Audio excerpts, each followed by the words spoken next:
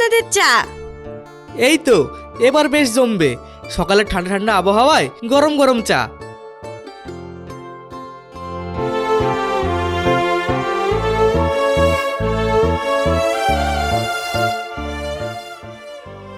আহ, কি স্বাদ! সত্যি মানতেই হবে, এই সুন্দর সকালটা বৌমার হাতের চায়ের ছোঁয়ায় আরো যেন সুন্দর হয়ে উঠলো। আরে তা তো হবেই, দেখতে হবে ভাবিটা কার। ঠিক যেমন ও মিষ্টি, তেমনই ওর হাতের বানানো চাও মিষ্টি। তুই একদম ঠিক বলেছিস। তা না হয় বুঝলাম, সবাই আমার এক কাপ চায়ের এত এত প্রশংসা করছে, কিন্তু একজন তো কিছুই বলছে না।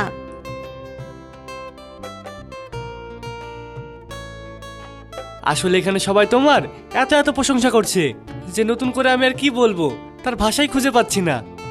ও বুঝলাম। কি বলো তো ভাবি, আমরা এখানে সবাই আছি তো, তাই হয়তো ভাই তোমার প্রশংসা করতে লজ্জা পাচ্ছে।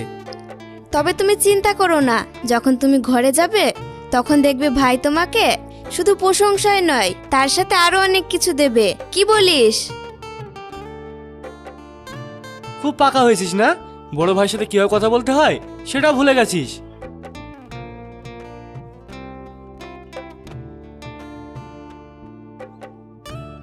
বেশ, আমি তবে এখন আসি, আমার অফিসের সময় হয়ে গেছে। সাবধানে যেও। ঠিক আছে।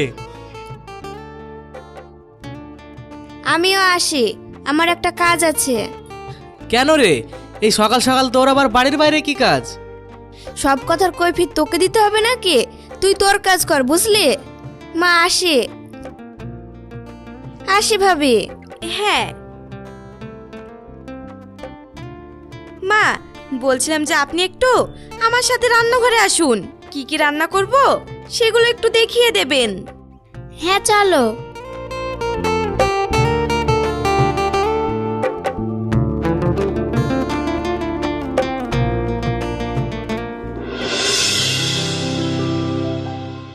আচ্ছা সুফিয়ান, আমরা আর কতদিন এইভাবে থাকবো? তুমি বলেছিলে তুমি নিজে থেকে প্রতিষ্ঠিত হলে আমাদের কথাটা তোমার বাড়িতে জানাবে। তুমি তো চাকরি পেয়ে গেছো, এবার তো জানাও।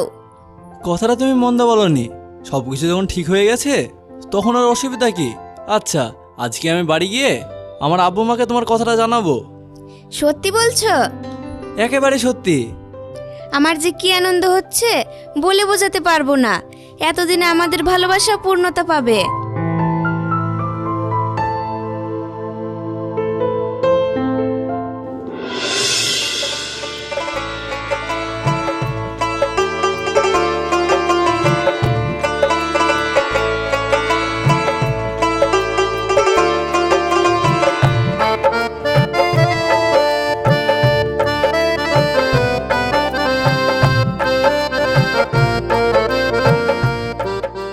আব্বা, আরে বৌমা, তুমি এসো। এই নিন আপনার ঔষধ। আব্বা, আপনাকে কেমন দেখাচ্ছে? আপনার কি কিছু হয়েছে? তেমন কিছু না, মাথাটা বড্ড যন্ত্রণা করছে, এই আর কি। ও এই ব্যাপার, আমাকে আগে বলবেন তো। এ কি বৌমা, এটা কি করছো? আপনি চুপ করে বসে থাকুন। দেখুন, আমি এটা দিয়ে আপনার কপালটা মালিশ করে দিলে আপনার সব মাথা ব্যথা ভালো হয়ে যাবে।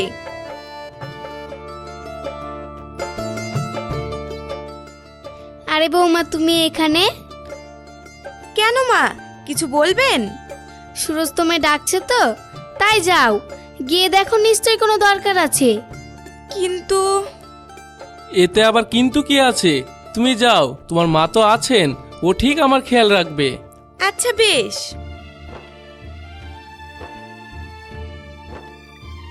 সত্যি কপাল করে একটা বৌমা পেয়েছি।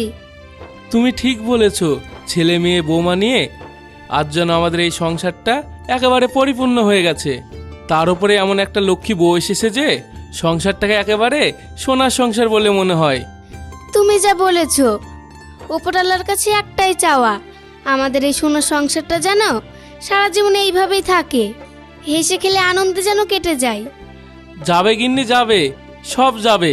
এবার এইসব কথা কম বলে আমার মাথাটা টিপে দাও দেখি। হ্যাঁ দিচ্ছি বাবা, দিচ্ছি।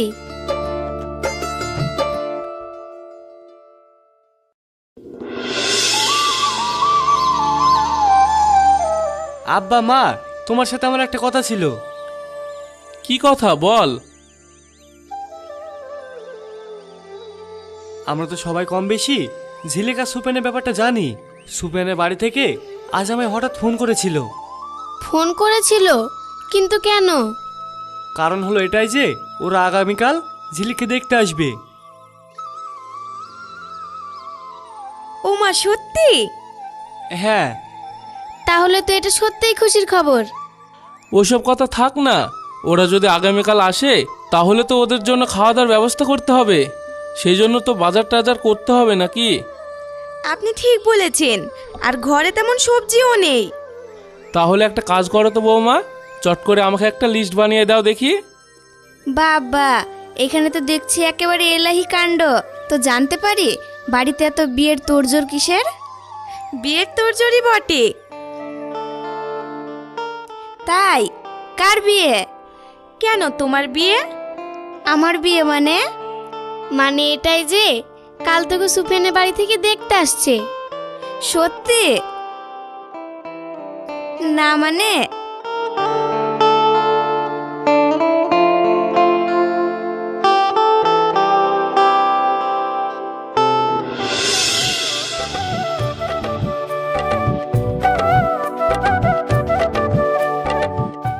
ভাবি, ভাবি, একটু আমার ঘরে এসো তাড়াতাড়ি।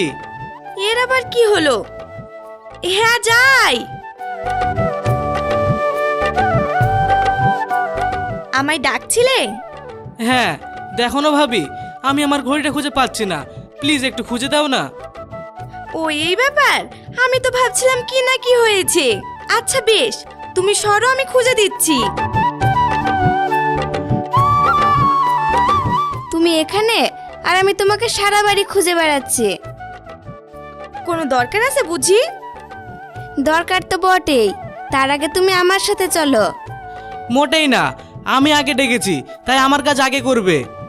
একদম না, আমি ওর একমাত্র ননদ, তাই যদি করতেই হয় তাহলে আমার কাজ আগে করবে। না না না না, চুপ! এবার তোমরা থামো। শোনো, তোমরা এবার থামো। যেটা করার আমি এবার করব, ঠিক আছে?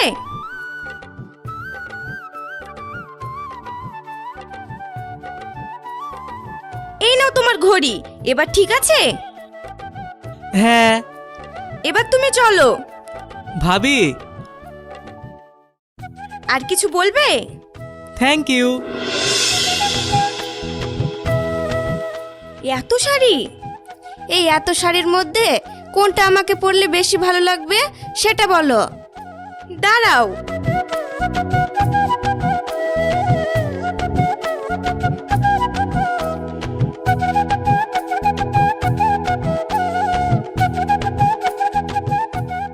দেখি তো, এই শাড়িটাতে তোমাকে বেশ মিষ্টি লাগছে।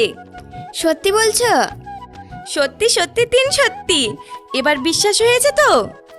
হ্যাঁ, তবে আমি এটাই পরবো।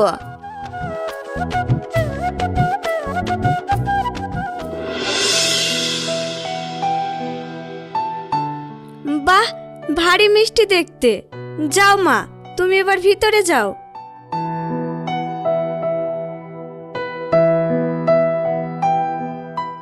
মেয়ে তো দেখলেন, এবার আপনাদের যদি কিছু বলার থাকে তবে সেটা বলুন। আমরা আবার কি বলবো? ছেলে মেয়ে যখন একে অপরকে পছন্দ করে তখন আমাদের কি বলারই বা থাকে? না মানে ওনার কথায় কিছু মনে করবেন না, উনি একটু ওই রকম, কোনো কিছু না ভেবেই বলে দেয়। তবে আমি ওই রকম না, আমি বাপু সব কথা পরিষ্কার করেই বলতে চাই।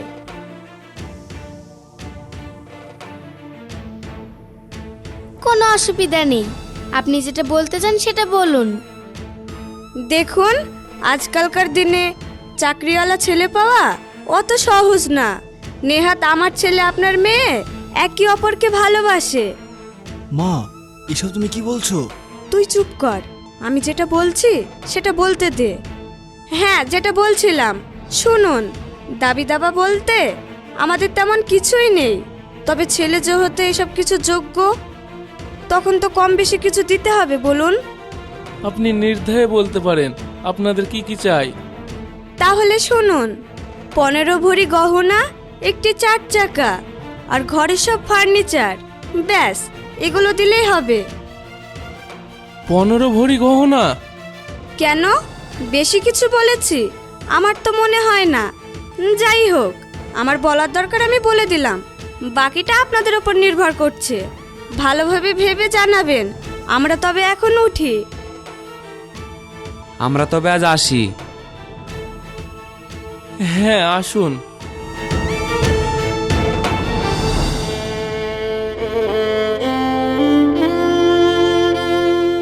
এবার উপায় কি? সেটাই তো ভাবছি। ঘর সংসারের জিনিস সেটা ঠিক আছে, 4 চাকা সেটা না হয় কম বেশি ঘর থেকে টাকা দিয়ে বাকিটা কিস্তিতে নিয়ে নিতাম, কিন্তু 15 ভরি গয়না, এত গয়না দেব কি করে? তুমি ঠিক বলেছো। সুপেনের মা যেরকম একটা দাবি করে বসবে সেটা আমরা ভাবতেই পারিনি। এখন আর অত কিছু বলে কি হবে? উনি তো ওনার দাবি বলেই দিয়েছেন। এখন কি করা যায় সেটা ভাবো। যদি কিছু মনে না করো তাহলে আমি একটা কথা বলি। তুই আবার কি বলবি? আমি এই বিয়েটা করব না। এসব তুমি কি বলছো? আর কেনই বা এই বিয়ে করবে না? দেখো ভাবি, আমি সুফিয়ানকে ভালোবাসি ঠিকই, কিন্তু তাই বলে নিজের ভালোবাসার মানুষটাকে কাছে পাওয়ার জন্য আমি আমার পরিবারের মানুষগুলোকে তো আর কষ্ট দিতে পারি না, বলো? কষ্ট? কষ্ট কিসের পাগলি? আর তাছাড়াও এই নিয়ে তোমাকে এত ভাবতে হবে না। এই বিয়েটা হবে, বুঝলে? হবে, কিন্তু কিভাবে বৌমা? তাহলে শুনুন, আমার বিয়েতে যা পড়েছে তা সব মিলিয়ে 7-8 ভরি মতো গহনা হবে। আর ঝিলিকের জন্য 4 ভরি মতো তৈরি করাই আছে। সব মিলিয়ে 12 ভরি হচ্ছে, আর বাকি 3 ভরি ঠিক ম্যানেজ হয়ে যাবে। আর সংসারের জিনিস সেগুলো তো কোনো অসুবিধাই নেই। এবার বাকি রইল 4 চাকা, ওটা আপনার ছেলের উপর ছেড়ে দিন। আমার উপর? হ্যাঁ, তোমার উপর। কিছু মনে না করলে আমি একটা ছোট মুখে বড় কথা বলি। তুই আবার কি বলবি? তাহলে শোনো, এত কষ্ট না করে তুমি বরং দক্ষিণ মাঠে আমাদের 2 ভাইয়ের জন্য যে জমিটা রেখেছো সেটা বিক্রি করে ঝিলিকের বিয়ে দিয়ে দাও। ছোট খোকা, এটা তুই কি বলছিস? আমার তোদেরকে দেওয়ার মতো কিছুই নেই। ওই জমিটুকু তোদের 2 ভাইয়ের জন্য রেখেছি, আর তুই সেটা বিক্রি করে দিতে বলছিস? শাইন তো ঠিকই বলেছে। আর তাছাড়াও আমরা তো কোনো খারাপ কাজের জন্য বিক্রি করছি না, বোনের বিয়ের জন্য বিক্রি করছি। ভাই, তাই বলে তোমরা আমার জন্য তোমাদের শেষ সম্পদটুকু বিক্রি করে দেবে? তাতে কি হয়েছে? তুই হলে আমাদের একমাত্র বোন। তোর সুখের থেকে কোনো কিছুই আমাদের কাছে বড় নয়, বুঝলি? ভাই একদম ঠিক বলেছে। সবার থেকে তুই তো হলি আমাদের মূল্যবান সম্পদ।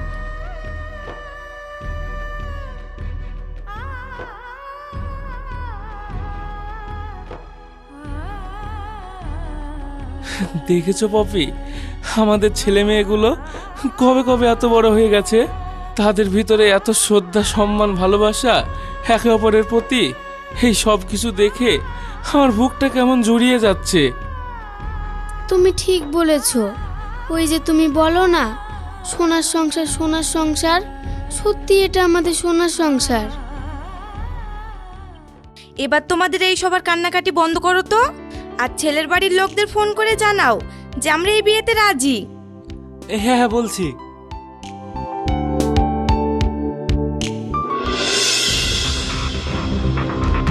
আচ্ছা মা, তুমি তো সব কিছুই জানো যে আমি আর ঝিলিক একে অপরকে ভালোবাসি। তবে সবটা জানার পরেও কেন তুমি ওদের কাছে দাবি করে বসলে?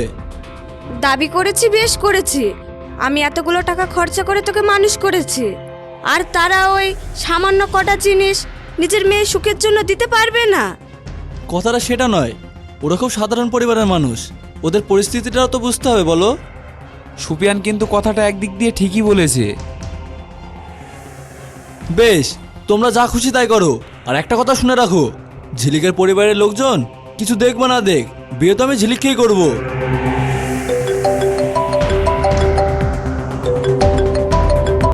হ্যালো,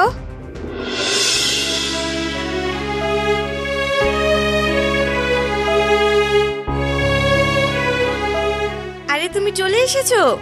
তুমি বসো, আমি এক্ষুনি তোমার জন্য এক গ্লাস পানি নিয়ে আসছি।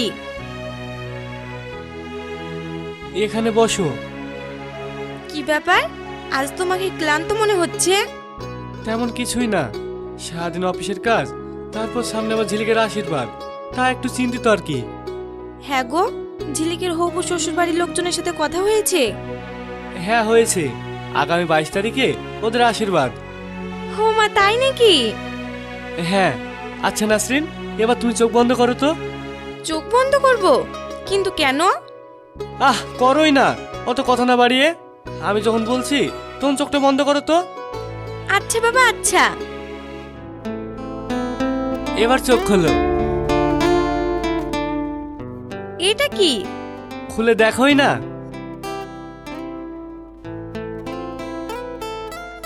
নতুন শাড়ি? বাহ, খুব সুন্দর লাগছে শাড়িটা। কিন্তু এই সময় এত টাকা খরচ করে শাড়িটা না আনলেও পারতে। কেন আনবো না, তুমি আমার একমাত্র বউ। আর তাছাড়াও তুমি এই বাড়ির বউ হয়ে আসার পর আমাদের জন্য কম কিছু করেছো বলো? তার কাছে এটা তো কিছুই না। এমন ভাবে বলছো কেন? তোমরাও তো আমার জন্য কম কিছু করনি বলো। তোমার ভালোবাসা, আব্বা মায়ের স্নেহ, মায়া, মমতা, শাইন আর ঝিলিকের মতো এত ভালো ভাই বোন, এর থেকে বেশি আর কি চাই বলো? যাই হোক, এত কিছু আমি বুঝি না। আমি শুধু একটা কথাই জানি, সামনে ঝিলিকের আশীর্বাদের দিন তুমি এই শাড়িটা পরবে, আর এমন ভাবে সাজবে আমি যেন তোমার দিক থেকে চোখ না সরাতে পারি। যা, তুমি যে কি বলো না।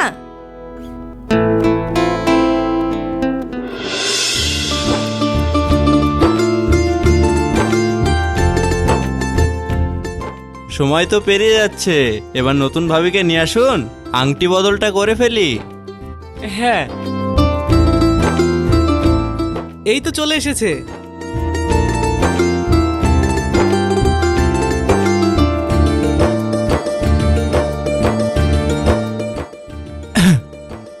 বলছি এভাবে দেখার কিছু নেই, এখনই যদি এত দেখিস পরে আবার কি দেখবি?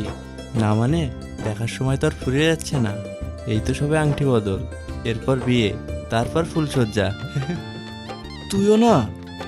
বলছি এবার আর দেরি না করে দুজনে আংটি বদলটা করে ফেলুক, কি বলেন? হ্যাঁ হ্যাঁ, আপনারা যা বলবেন। বৌমা, আংটিটা দাও। হ্যাঁ মা।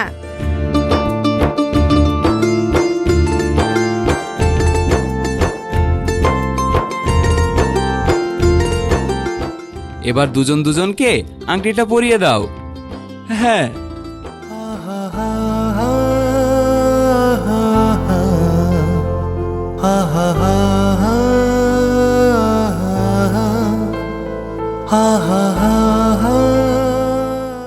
ব্যাস হয়ে গেল।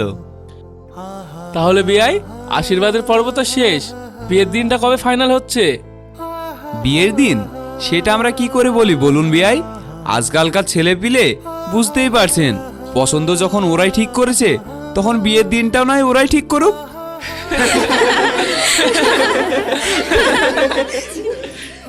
আব্বা তুমিও না, সবসময় তোমার ফাজলামি বলো।